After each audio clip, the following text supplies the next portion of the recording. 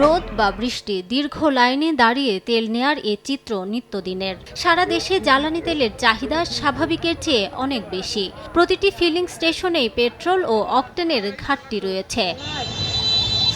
পাম্পে ঘন্টার পর ঘন্টা দাঁড়িয়ে থেকে ৩০০ থেকে ৫০০ টাকার বেশি তেল পাচ্ছেন না মোটরসাইকেল চালকরা। আর হালকা ভারী যানবাহন নিতে পারছে ১ থেকে ১৫০০ টাকার পরিমাণ পর্যন্ত।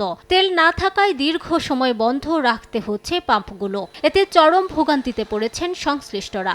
অসাধু ব্যবসায়ীরা তেল মজুত করে রেখে কৃত্রিম সংকট তৈরির চেষ্টা করছে বলে অভিযোগ তাদের। লম্বা সিরিয়ালে বৃষ্টিতে ভিজে আরও এখন ওয়েদারের যে অবস্থা, বিভিন্ন মানুষ বিভিন্নভাবে অসুস্থ হয়ে পড়ছে। প্রায় ১ ঘন্টার মতো দাঁড়িয়ে একটা সিরিয়াল পেয়েছি ৫০০ টাকা। প্রতিদিনের যে ভোগান্তি, এই ভোগান্তি থেকে আমরা চাই যে নিস্তার পাই। তেল পাচ্ছি না, তেলের জন্য টিপ মিস।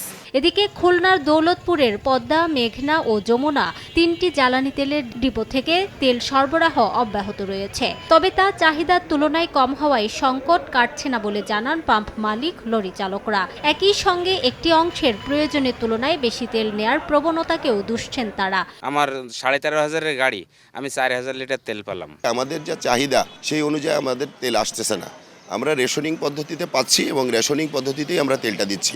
এদিকে ঠাকুরগাঁওয়ের বালিয়াডাঙ্গি উপজেলার শিলপাটি গ্রামে আব্দুস সামাদের বাড়িতে একটি ড্রাম থেকে ১২০ লিটার তেল জব্দ করেছে ভ্রাম্যমাণ আদালত। এ সময় আব্দুস সামাদকে ৫ দিনের কারাদণ্ড দেন নির্বাহী ম্যাজিস্ট্রেট। একই দিন মৌলভীবাজারে জুড়ি উপজেলার একটি ব্যবসা প্রতিষ্ঠান থেকে অবৈধভাবে মজুত করে রাখা ৬৩০ লিটার ডিজেল ও ৮০০ লিটার পেট্রোল জব্দ করেছে ভ্রাম্যমাণ আদালত। রিমু সিদ্দিক, সময় সংবাদ।